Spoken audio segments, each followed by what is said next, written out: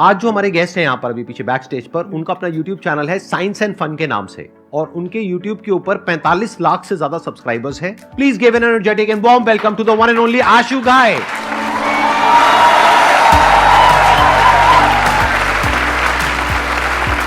क्या ठीक, अरे अरे गले में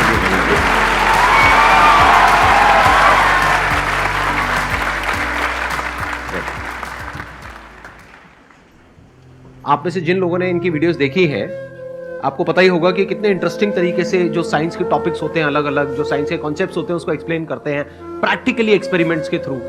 तो आज इस सेशन को यहीं से शुरू करते हैं। बिल्कुल सर। कोई एक्सपेरिमेंट से जो भी आपके माइंड में है उससे हम शुरू करते हैं इस सेशन को। सर वैसे तो ये एक्सपेरिमेंट मैं आपके लिए सोच के लाया था, लेकिन ये बच्चों के साथ करते हैं। हाँ, और जो भी इस टास्क को कर देगा उसको संदीप सर 10,000 रुपए देंगे। पक्का।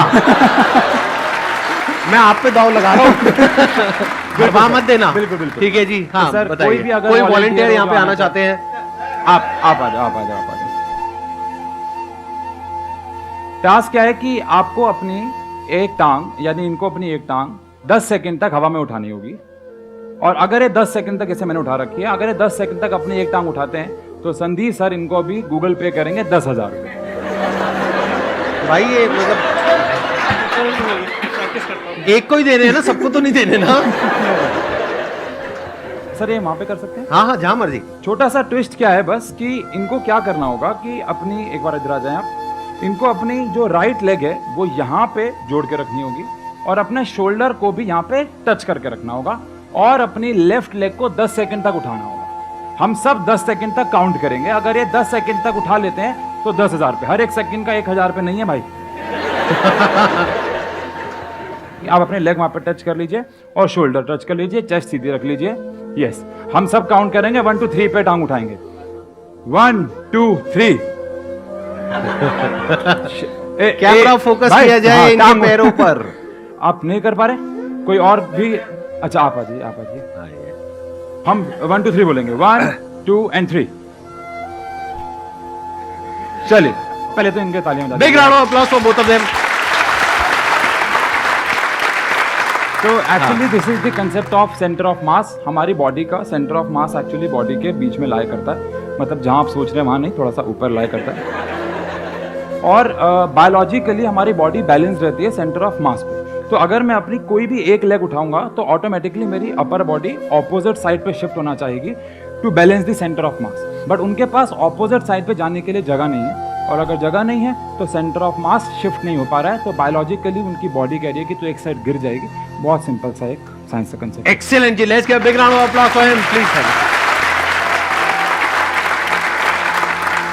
सेशन को आगे बढ़ाने से पहले एक बात कहना चाहूँगा कि जब भी मैं कहीं जाता हूँ तो पता नहीं मुझे ऐसा कि, लेकिन लोग कहते हैं कि आप बहुत डाउन टू अर्थ हैं। हमारा 8th फास्टेस्ट ग्रोइंग चैनल बना वर्ल्ड में और इंडिया का 3rd फास्टेस्ट ग्रोइंग चैनल बना, लेकिन कभी भी ऐसा नहीं हुआ कि हमें थोड़ी सी ईगो आई हो। लेकिन इस शो में आने के बाद सर थोड़ी सी बनती है।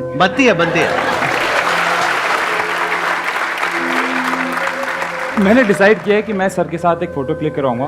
बिल्कुल। और उसकी एक टी-शर्ट बनवाऊंगा और उसके नीचे लिखूंगा कि तमीज से बात करो।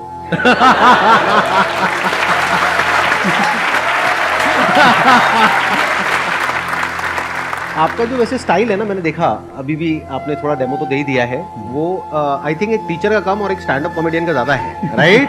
जो मैंने अभी ऑब्जर्व किया। तो ये स्किल आपके अंदर कहाँ से आई, मतलब मेरी वीडियोस देख करके?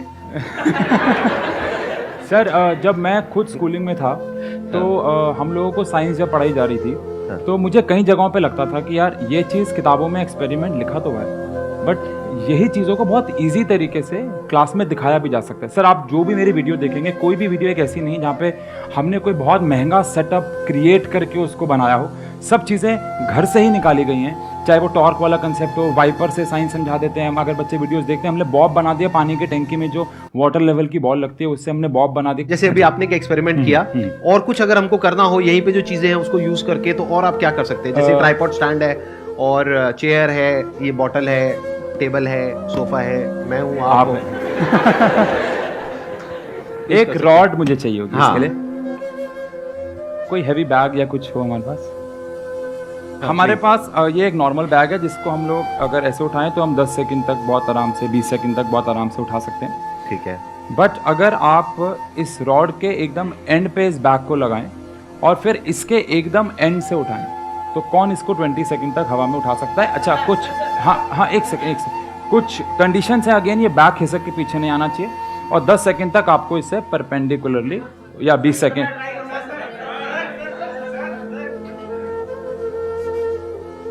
इस बैग को उठाएं और देखें आप नॉर्मली तो उठा ही पा रहे हैं। हाँ ठीक है ना। अब आप इस रॉड के एकदम एंड में और अपने एक दोनों हाथ को एकदम एंड से पकड़ेंगे जितना मैक्सिमम हो सके। अब आप इसको परपेंडिकुलर, हाथ भी आपको स्ट्रेट रखने हैं, ऐसे नहीं, हाथ स्ट्रेट, हाँ। और आप उसको आप 10 सेकंड तक उठाएंगे। एक्चुअली ये जो बैग है, मैंने वीडियो में डाला था, ये थॉर का बैग है, हर कोई नहीं उठा सकता है वो, तभी वो वीडियो थोड़ा हाइप। ये सिर्फ थॉर ही उठा सकता है। तो मैं ट्राई करूं? बिल्कुल, अरे सर बिल्कुल आसान है। आसान यहां से पकड़ना है। हाँ जी। अरे ये टूट गया। नहीं, थोड़ा और पीछे से वैसे। अच्छा हाँ, और हाथों को एकदम ऐसे सीधा रखना है। जय थॉर की। बहुत बढ़िया। चल रहा है। ओ भाई भारी होता जा रहा है। बहुत बढ़िया। 20 सेकंड गिनो। सर अपने एक बैंक से दूसरे बैंक में पैसे ट्रांसफर कर लेंगे। बहुत बढ़िया सर। एक्चुअली सर की मैंने वीडियो देखी थी, सर कह रहे थे कि मैं रोज सुबह 2 घंटा जिम करता हूँ लेकिन पता नहीं चलता, लेकिन आज दिख गया है। हाँ। आपकी फैमिली भी आई हुई है अभी? मेरी वाइफ है, मेरी मदर है, मेरी भाभी है और मेरे ब्रदर। अच्छा ठीक है। Let's give big round of applause for all of them. तो आपकी भी रिसेंटली मैरिज हुई है या? नहीं सर, 4, 4.5, 5 साल हो गए। घर जाके आपके साथ एक्सपेरिमेंट होगा अच्छा वाला। अगर मैं आपसे एक क्वेश्चन पूछूं कि ये जो भी इन्होंने सक्सेस अचीव करी है इतने कम टाइम में, उसके पीछे क्या रीजन है, आपको क्या लगता है? Actually we were just sitting in our room और मैं थोड़ा सोशल मीडिया काफ़ी एक्सप्लोर करती रहती हूँ, तो मैंने देखा कि यूट्यूब पे ना शॉर्ट्स आए हैं। तो आई टोल्ड हिम कि why don't you try this platform. He said नहीं, मैं क्या करूँगा, मैं ऐसे इंस्टाग्राम पे डालता रहता हूँ। ठीक है, मैंने कहा डालने में क्या जा रहा है, कुछ नहीं आएगा, कोई बात नहीं। तो इनने डाली और वो टॉर्क वाली वीडियो वही चली। अच्छा, वो जो मैंने अभी एक्सपेरिमेंट किया था। हाँ, वो वाली वीडियो फिर विद इन 3-4 डेज वो काफ़ी आगे तक गई। वो कहते हैं ना स्टेटमेंट, वो सही है। अरे हर कामयाब आदमी के पीछे एक औरत का हाथ होता है। अरे वाह, क्या बात है। अब अगर आप लोगों के माइंड में कोई क्वेश्चंस हैं, वो आप इनसे पूछ सकते हैं। जो गांव के लड़के होते हैं या जो भी लड़कियां होती हैं, हम गांव से पढ़े होते हैं सर, तो वैसा हमें माहौल मिलता नहीं है सर, ताकि हम अपने मतलब साइंस को और डेवलप करें। लेकिन आप वीडियो सर बना रहे हैं जिससे बहुत हेल्पफुल हो रहा है बच्चों के लिए। तो मैं सर ये कहना चाहूँगा कि सर आप साइंस के हर एक को कॉन्सेप्ट पे सर आप वीडियो बनाइए, जिससे हमें बहुत मदद मिलेगी। हर चीज़ के ऊपर हम एक्सपेरिमेंटल वीडियोस नहीं बना सकते हैं, क्योंकि आप समझ, जैसे अब for an example sir, biology में रिप्रोडक्शन है या नहीं बनी हुई है, लेकिन आपके चैनल पे नहीं है।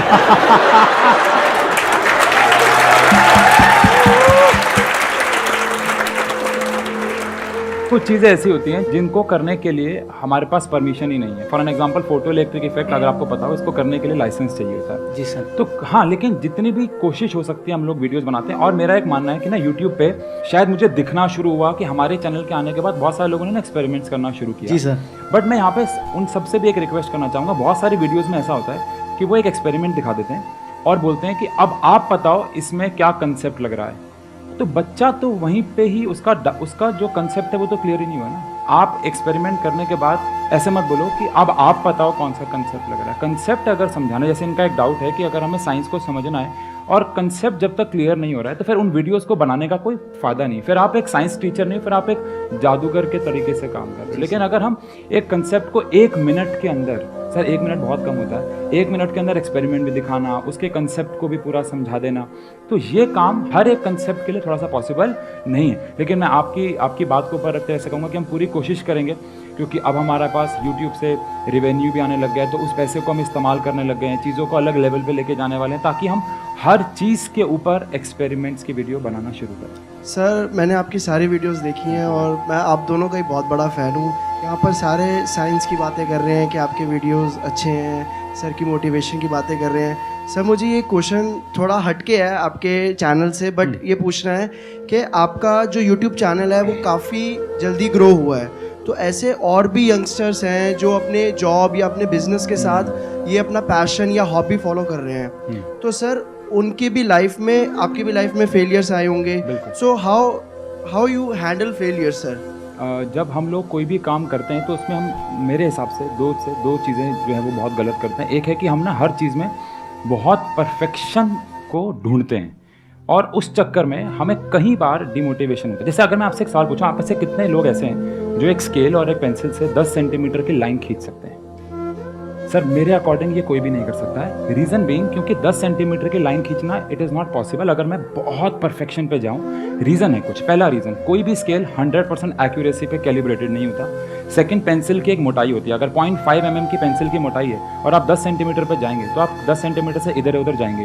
थर्ड, जो पेज होता है वो 100% प्लेन नहीं होता है। पर आप में से कितने लोग ऐसे हैं जो बचपन से आज तक 10 सेंटीमीटर की लाइन उसको मानते आए हैं? आप एक पेज पे सर्कल बनाते हैं, सर्कल कुछ नहीं होता है सर। सर्कल क्या, आप बताओ मुझे, अगर आपने एक पेज पे सर्कल बनाया तो it is not a circle, it is actually a cylinder, क्योंकि उसकी छोटी सी मोटाई तो होगी। तो अगर हम थोड़ी चीज़ों पे अटके रहेंगे तो हम हमेशा डिमोटिवेट होते रहेंगे। हमें, जैसे मैं बच्चों को बोलता हूँ, अगर आपने एक चैप्टर पढ़ लिया, एक एग्जाम्पल में चैप्टर से लेता हूँ, और आपने वो 80% कंप्लीट कर लिया, अब आप उसको 100% कंप्लीट करने के चक्कर में लगे रहेंगे और वो होगा ही नहीं, तो आप हमेशा डिमोटिवेटेड फील करेंगे। तो ज़रूरी नहीं है कि आप हर चीज़ में परफेक्शन हासिल करें, उससे आगे बढ़ जाया करें। सेकेंडली, मुझे एक बात और भी लगती है कि जब आप कोई अपना काम कर रहे हो तो उस पर आपका फोकस 100% होना चाहिए। आप बाकी चीज़ों पे ध्यान ना दें, आपके घर में क्या चल रहा है। कई बार भाई आपको रेबल होना पड़ता है, कई बार अपने घर वालों को कुछ प्रूफ करके दिखाना पड़ता है, चाहे भले घर में कितनी भी प्रॉब्लम्स चल रही हूँ। अब हमारे लाइफ में बहुत बुरे फेज़ आए, लेकिन मैं बच्चों को कभी भी ये दिखाता नहीं था।